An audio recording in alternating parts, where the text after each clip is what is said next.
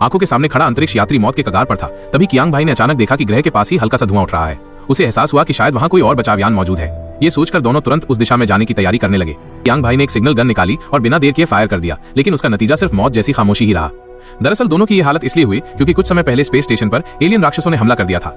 Doctor Shao May ने तुरंत पहचान पत्र का इस्तेमाल कर आपातकालीन कैप्सूल खोल लिया और कियांग भाई तथा एक अन्य अंतरिक्ष यात्री को साथ लेकर वहां से निकल पड़ी। मगर दुर्भाग्य से वे सफर के दौरान एक वर्महोल में खिंच गए।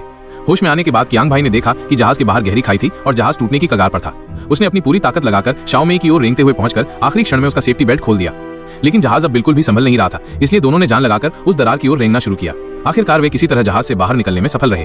तभी कियांग भाई ने पाया कि उनके साथ वाला तीसरा अंतरिक्ष यात्री कहीं उड़कर बाहर गिर गया था। उसकी मौत हो चुकी थी। कियांग भाई ने तुरंत उसके शरीर से उपकरण उतार लिए, लेकिन ये देखकर शाओ मेई ने उनका मजाक उड़ाया। उसने कहा कि बहुत ख्याल रखना चाहिए।